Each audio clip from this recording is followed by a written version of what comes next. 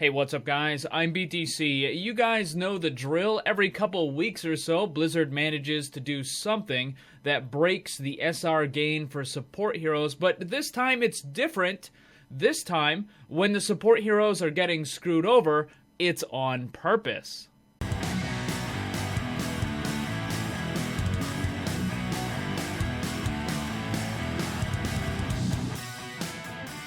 I don't know how many times this has happened already.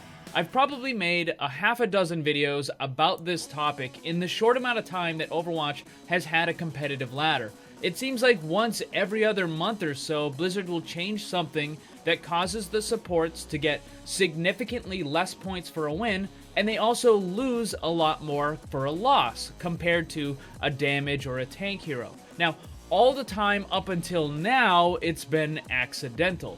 Blizzard changes something and inadvertently breaks the SR gain for the support heroes. This time, it's different though, as the SR gain for supports is now intentionally broken. I say it's broken because in order to get the same amount of points as another hero would get, a support player needs to play more like a DPS and less like an actual support. It also requires the player to do things during the match that are intentionally destructive to his team in order to get a decent amount of SR points at the end of the match. I'm talking about a Mercy who tries to do damage instead of healing, and rather than using your ultimate for the benefit of the team, you simply have to spam it the moment you get it. Obviously, playing like that is going to be a detriment to your team, but it's actually the better road to take. The reason is that if you do happen to win the match, you'll actually get the correct amount of SR points. But if you lose, well, your point loss will be minimal, even though you've been playing in this kind of destructive manner. This isn't the case for just Mercy either. Pretty much all of the healing supports are being hindered by this dumb system. So what exactly is going on here? Blizzard is really tight on the exact information for how the rank system works. This kind of makes sense because if people knew that certain activities in a match would cause them to gain more rank, then those players would tend to focus on that stuff while ignoring actual objectives and other things of importance just so they can maximize their potential SR gain. Now again, just because Blizzard is tight on this information doesn't mean that people aren't able to figure it out.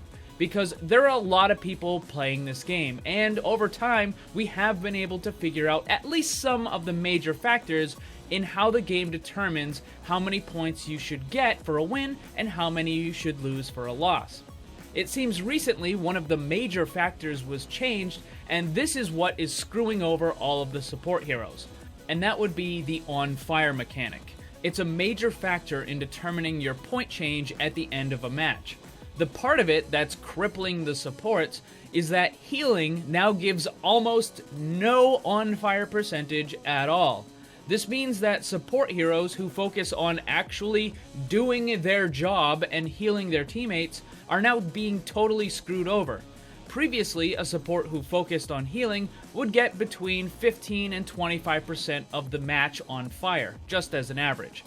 Under the new change, those same supports are now getting an on-fire time of less than 3%. As a direct result of this, the amount of points that support hero gets for a win has been cut by more than half. Basically, the game is saying that because the person spends so little time on fire, that they clearly must be doing bad, and therefore it doesn't give them as many points for a win. The opposite is also true.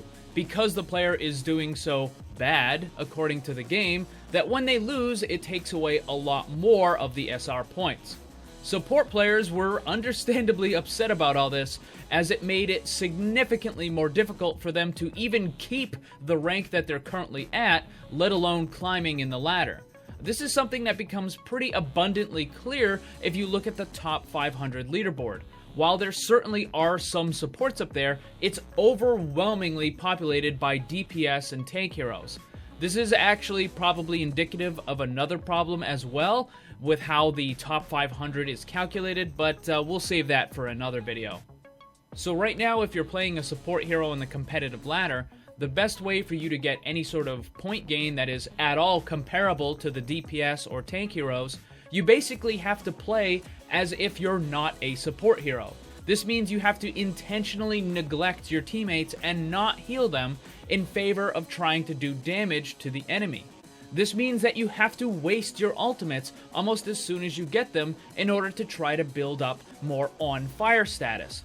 By the way, using your ultimate is the biggest way that you can actually build the on fire mechanic. So holding on to it is no longer an option. When you get it, you use it, whether it's needed right then or not. Clearly, that's not a good way you should be playing, but you kinda have to now. The second best thing you can do to build the on fire mechanic is try to capture an objective. This means running out onto the objective and simply staying alive as long as you possibly can. And this will build up your fire meter faster than if you are actually trying to heal your teammates and keep them alive. A lot of different capture points have some sort of large object or wall or other obstacle in it that allows you to stay on the point but still partially protected. As a support, now you basically want to go to that area and just try to stay alive as long as you can so you can build up your on fire meter.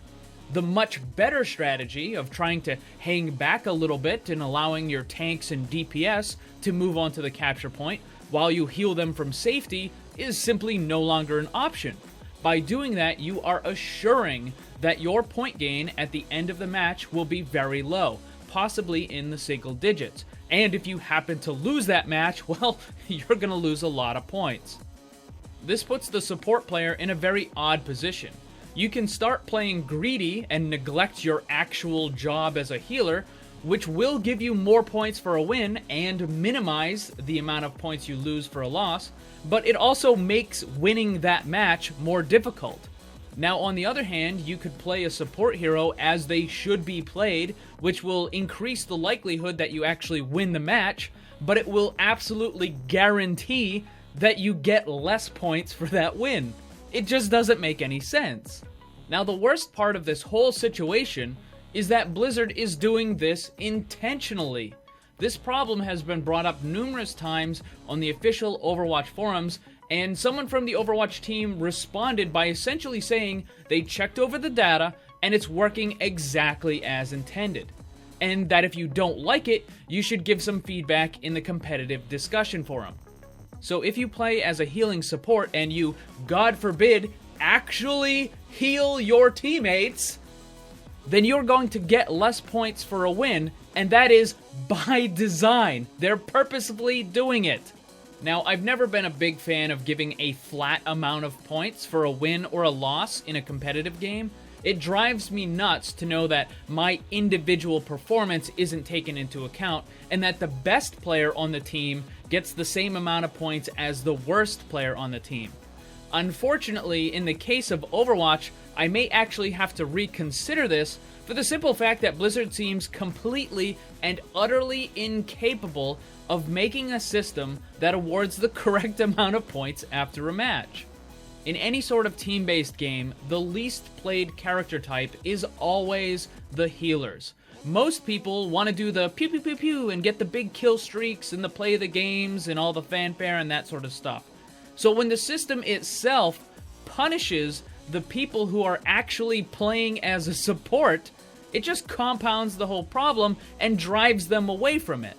So what do you guys think about all this? Are you a support main? Is this something that's going to make you switch to another role? Let me know down in the comments below. And if you're new, don't forget to subscribe and hit that notification bell so you'll be alerted whenever new content comes out.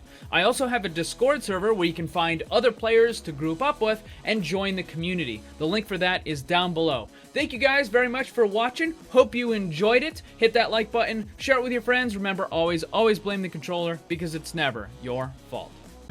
Also, thanks to all my Patreon supporters for help making this all possible. If you'd like to see what kind of cool rewards you can get for supporting, click the link on screen or down below.